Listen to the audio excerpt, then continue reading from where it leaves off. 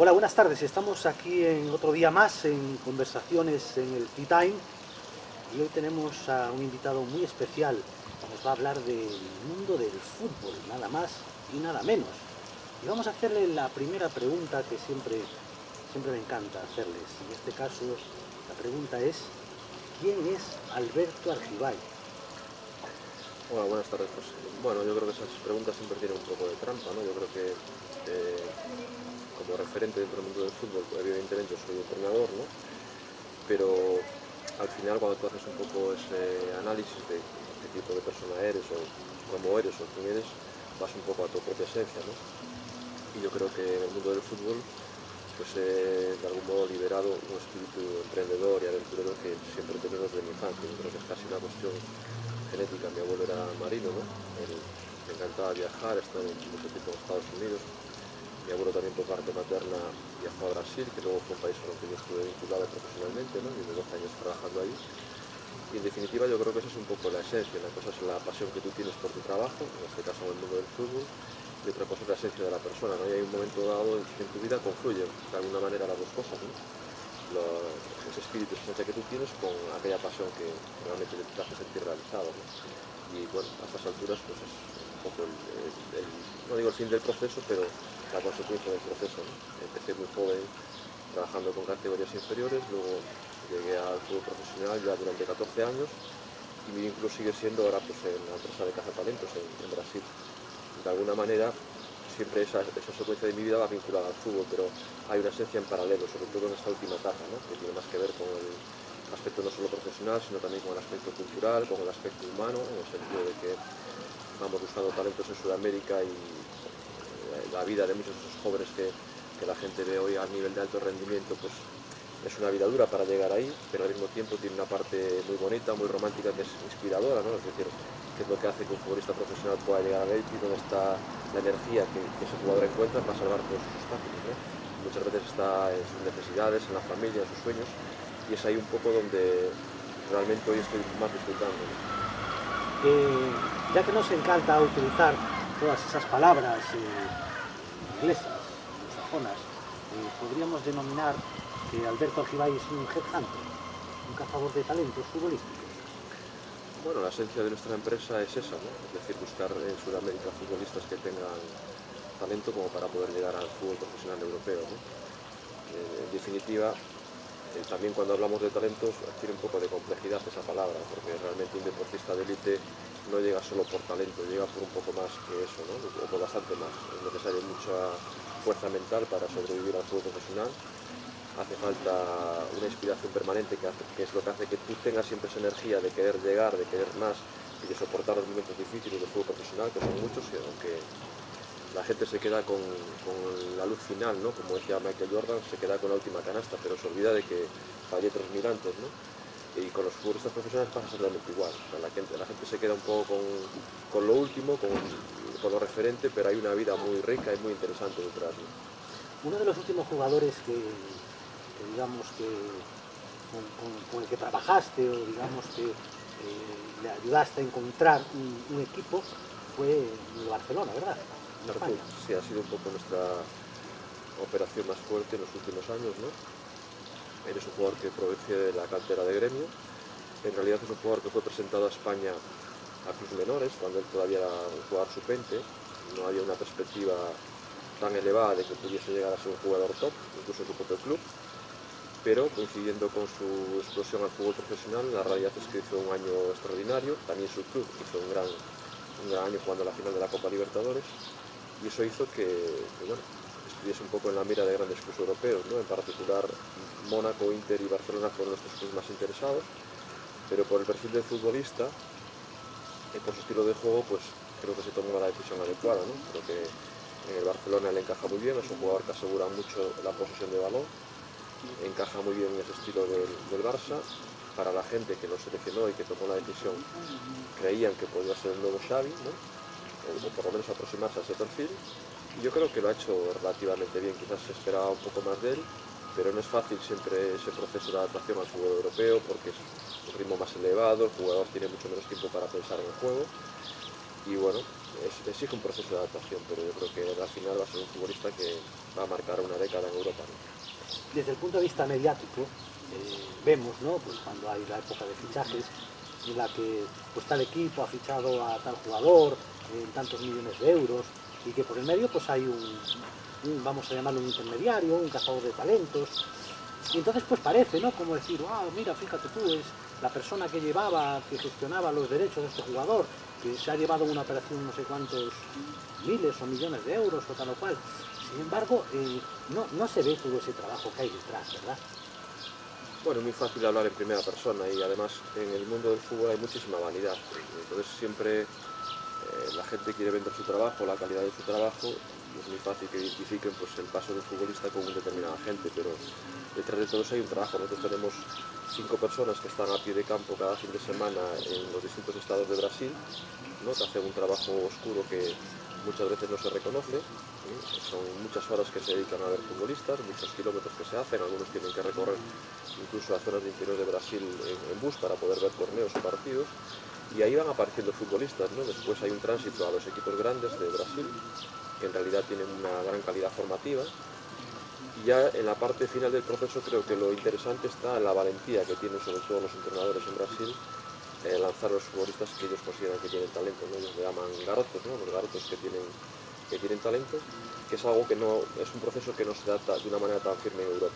Yo creo que ahí está un poco el factor diferencial, la conjugación de talento y oportunidad, ¿no? Esa suerte que uno dice que es que el profesional necesita suerte, bueno, en realidad es una combinación de capacidad y oportunidad.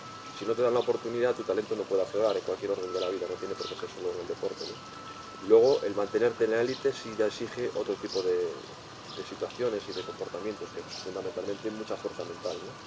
Pero para llegar necesitas que alguien te dé el escaparate, que alguien te dé la oportunidad. Y ahí en Brasil, en ese sentido, culturalmente, creen en su talento, también por la necesidad de vender futbolistas, los clubes para financiarse. Y ahí es donde realmente ellos se han convertido en el mayor mercado mundial, ¿no? Es el país que más exporta futbolistas al resto del mundo, ¿no? Me imagino claro, que aquí hay un profundo trabajo de investigación, de prospección, lo que hablabas ahora, de ese tipo de personas, de jugadores que están constantemente moviéndose por los estadios. ¿Tú podrías decirme una idea del número de países que habrás visitado a lo largo de tu trayectoria, digamos, en esta búsqueda de talento? Bueno, por una parte, en cuanto al trabajo que hacemos en Brasil y en el resto de Sudamérica, es un trabajo que implica un protocolo, ¿no?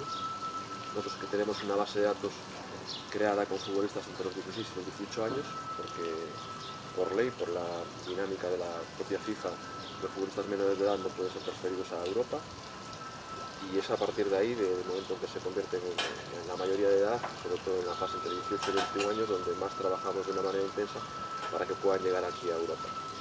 Se entiende que cuando nosotros empezamos a trabajar ya con ellos, hay 2 años de seguimiento previo, y ahí podemos un poco medir la evolución del futbolista.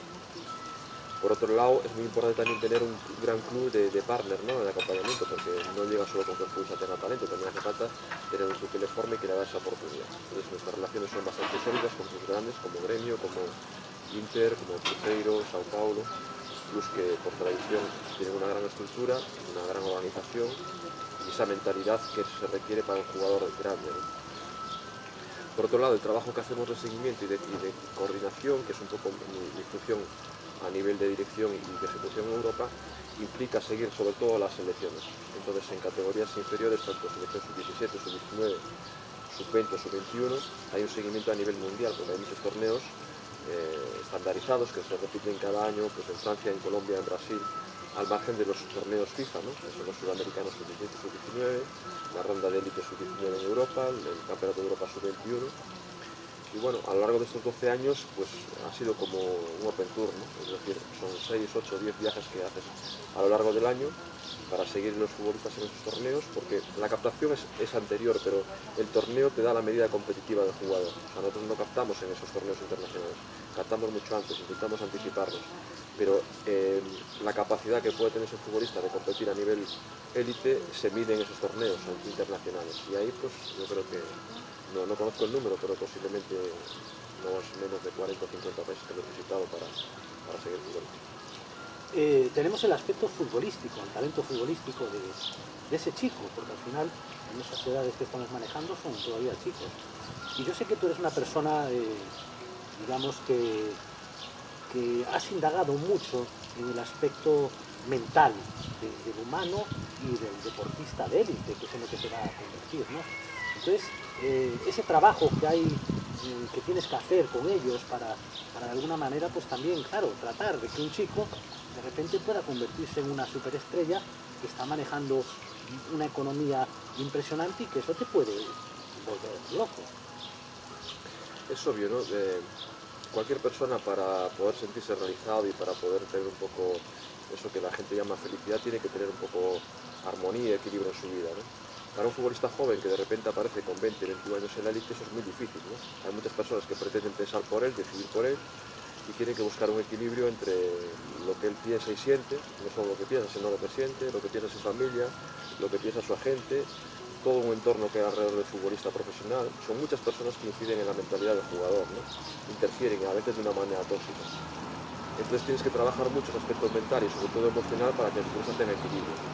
El que lo ve desde fuera a veces piensa que el jugador es vanidoso y que, bueno, de repente se encuentra ahí en una posición de privilegio, de poder, y ha perdido la humildad. Yo creo que lo que pasa es que es un entorno que en sí mismo es un poco tóxico, porque implica muchos intereses también, y simplemente hay que intentar educar al futbolista desde abajo para que no pierda ese equilibrio y esa humildad y que sea capaz de adaptarse a esa nueva situación en su vida, que es muy exigente y muy presionante, porque tienes la familia, tienes la exigencia deportiva, tienes la exigencia de los medios, tienes la exigencia del socio, tienes la exigencia del estadio, y encontrar un equilibrio, una armonía con todo eso es realmente complejo. Cualquier persona podría sucumbir ante eso. Nosotros todos creemos que tenemos esa dosis de humildad que se necesita, o esa dosis de disciplina, o esa dosis de esfuerzo, pero cuando llegas allí a la plaza, ¿no?, que tienes que torear con 85.000 personas, y que sales de allí y tienes que dar una explicación a los medios, y que al día siguiente tu entrenador te presiona, y que al día siguiente el club quiere... Es difícil convivir en un entorno así, no es nada fácil. Pero eso también requiere una educación previa. Por eso cada vez los clubs interfieren más en la formación desde abajo, con apoyo de psicólogos, con apoyo de coach, sobre todo cuando están en los centros de tecnificación. Pero la realidad es que hay una prueba de fuego, hay un momento que es una prueba de fuego, y que cómo va a reaccionar ese futbolista en ese entorno tiene algo de imprevisible, como la propia vida. Tú puedes tener un futbolista que tiene una gran capacidad de autodisciplina, que tiene una gran educación profesional, y cuando ya llega a la élite, ese día le pesan las piernas. Y otros que aparentemente son más anárquicos, que son un poco jugadores irreverentes, que van por libre, y que sin embargo cuando llega al campo, por ejemplo como Neymar, hacen la diferencia, sencillamente porque ellos mismos, por ese carácter rebelde, se quitan la presión mental, ¿no? Entonces, saber conjugar eso y saber convivir con eso es un aspecto difícil que hay que trabajar. Ha sido importante para ti tu experiencia como entrenador, ¿no?, por ejemplo en Portugal, ante un estadio con mucha gente, ¿no?, y una responsabilidad elevada, el poder tratar estos escenarios, ¿no?, de cara a poderte poner en cierta medida en lugar, empatizar con ese jugador, ¿no?, a la hora de encontrarse en ese terreno de juego. Bueno, todas las personas que formamos el área deportiva de nuestra empresa hemos tenido un bagaje previo, ¿no? En el caso como entrenador y en el caso de los entrenadores han sido futbolistas todos de élite. Por lo tanto, tienen experiencias que pueden transmitir y son capaces de llegar un poco a los jugadores jóvenes para darles esa seguridad que necesitan para dar el paso. Pero bueno, cuando tú llegas a una experiencia nueva en tu vida, tu respuesta siempre tiene algo de imprevisible. Por muy educado que estés, por muy preparado que estés, siempre será un poco más fácil, ¿no? El riesgo será menor. Pero en realidad, cuando tú tienes que empezar una prueba de fuego, de jugar, por ejemplo, en un estadio con 50.000 personas, cuando tú juegas con 5.000, pues se va a poner a prueba tu fuerza y tus capacidades. Y te repito, hay futbolistas que a priori son muy fuertes mentalmente y parece que eso lo van a llevar bien, y no es así. Y sin embargo otros que te parece que pueden sucumbir, en realidad lo llevan mucho mejor, ¿no? Eso va en la naturaleza de cada persona. Es cierto que es muy importante trabajar ese aspecto mental, pero yo creo que lo más importante es la determinación que tiene el jugador por su sueño, ¿no? Lo que le ha inspirado para llegar ahí. Eso es algo muy interno de cada futbolista, de cada profesional, y yo lo hablo también un poco por mí, y es muy difícil de medir. Yo creo que ningún psicólogo, ningún coach es capaz de llegar a ese punto. Es algo que tiene que ver con tu esencia. Yo, por ejemplo, uno de los primeros futbolistas de élite que trajimos a Europa fue Marcelo Moreno, ¿no?, que es capitán de la selección de Bolivia, nosotros lo reclutamos con 17 años, él pudo elegir ir a Tottenham, pudo elegir a Werder Bremen, pudo haber elegido, me acuerdo, Everton, y sin embargo fue a Ucrania, ¿no?, a jugar, porque el contrato económicamente era mejor. Y yo, en una charla con él y con su padre, le explicaba que para su carrera podría ser mucho mejor jugar en Inglaterra, ¿no? Y él me respondió de la siguiente manera: lo que realmente me ha inspirado a ser futbolista es poder sacar a mi familia adelante. Tiene 7 hermanos, ¿no? Y él vivía en Santa Cruz de la Sierra, en Bolivia. Entonces entendí el porqué, dónde está su fuerza interior para ser futbolista. Es una persona que ha pasado muchas necesidades, que se fue con 15 años de su país, de Bolivia, que tiene 7 hermanos, y realmente lo que a él le inspira es poder sacar adelante a su familia de un contexto, pues, socialmente muy, muy pobre, ¿no? Y eso es algo que no maneja ningún psicólogo, ningún coach, es algo que tiene que ver con la experiencia vital de cada uno. Y esa fuerza es fundamental, ¿no? Alberto Argibay, con toda tu experiencia, ¿qué le podrías decir a todos esos niños que sienten ese fuego, esa pasión por algún día llegar a ser futbolistas? Mira, es muy sencillo, lo mismo que le digo a mi hija, o sea, que luche por sus sueños.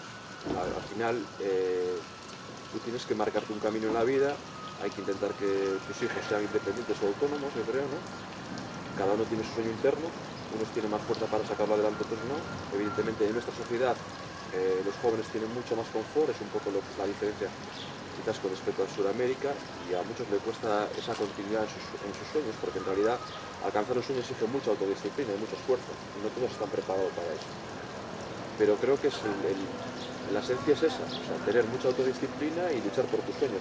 Nadie va a hacer nada por ti, o sea, te pueden ayudar, te pueden empujar o te pueden dar la oportunidad, pero tu camino lo tienes que elegir tú y lo tienes que decidir tú, y tener la fuerza suficiente para querer alcanzar los sueños. Posible, pero si tú pones mucha energía en el camino. Y en lo particular, Alberto Argibay, ¿tiene algún sueño que le gustaría emprender una nueva aventura dentro de todo este ámbito futbolístico? Algo que te inquiete, que te llamaría, ¿no? Ese niño interior que todos tenemos dentro, como reto. ¿Hay algo que nos puedas contar que te motive y que digas, ay, pues fíjate? Bueno, como tú sabes, mi vida profesional siempre ha estado vinculada al fútbol y al deporte en general, ¿no? Ese espíritu no lo voy a perder nunca, pero precisamente con esta experiencia de los últimos 2 años en Brasil, me gustaría poder algún día hacer algún trabajo a nivel audiovisual donde podamos mostrar ese lado humano del futbolista, que mucha gente desconoce, ¿no? Que la gente se queda con el foco, con Ronaldo, con Messi. No sé, he visto la película, por ejemplo, de Messi, o el caso de Cristiano Ronaldo, que yo viví en Madrid y conozco a su familia.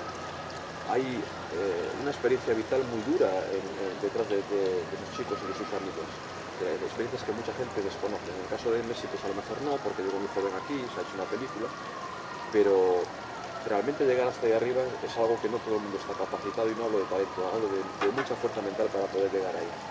Y eso creo que es una cosa inspiradora para los jóvenes. Yo he hecho algún trabajo con David Cal, por ejemplo, con nuestro medallista, que es su entrenador, era muy amigo mío de infancia, Jesús Merlán. Y realmente yo creo que en el caso de David, que es el mayor medallista de nuestra historia, ¿no?, que ha empezado ahí en Aldán poco a poco, que fue en su día cortado en el centro de entrenamiento en Sevilla, que él pidió a la federación poder entrenar aquí en su tierra, ¿no?, entrenaba aquí al lado. Yo lo he visto muchas noches de invierno aquí, le he visto entrenar luego en Brasil, porque él luego se fue a entrenar a Brasil. En realidad, lo que hay detrás de todo eso es algo que humanamente es inspirador, ¿no? Yo le he dicho muchas veces a David de poder ir a los institutos, a los colegios, a explicarle, por ejemplo, a los niños cómo es el proceso de preparación de un atleta olímpico, ¿no? Cuando él fue a Londres, 4 años de preparación, 6 horas de entrenamiento diarias, mucho análisis científico, incluso del viento, de coordenadas que se pueden dar en esa prueba, ¿no? Y al final, pues la vida de una persona que quiere hacer una aventura, ¿no?, porque en definitiva el deporte es aventura, exige una planificación también, exige una organización y una determinación muy alta, ¿no?, muy riguroso es el trabajo de un deportista. Alberto Argibay, te voy a poner aquí la pelota en el punto de penalti para que tires el penalti de la gran final. ¿Qué les transmitirías a todos esos internautas, padres, jugadores, entrenadores, a todo ese ámbito futbolístico que desde la grada somos todos el gran entrenador? ¿Con qué podrías culminar este penalti, el cierre de este partido que hemos echado desde primero? Mira, yo creo que las personas que les gusta el fútbol, el deporte, tienen que seguir alimentando esa pasión, pero también hay que hacerle entender a los jóvenes que la vida no es solo fútbol ni solo deporte, simplemente una parte de tu vida. Yo creo que eso es lo más trascendente, porque la gente a veces se lo toma con demasiado énfasis, ¿no? Y al final el no conseguir ese sueño pues puede ser también hacer el efecto contrario. Eso es muy frustrante. Pero por otro lado, el fútbol o el deporte profesional es una educación para la vida enorme, ¿no? Porque tú aprendes a trabajar en equipo, aprendes a ser muy determinado en tus objetivos, desarrollas una extraordinaria fuerza mental ante cualquier problema que puedas tener en la vida también, ¿no? Y en definitiva hay que buscar un poco esa esencia en el deporte, lo mejor que te puede aportar el deporte, ¿no?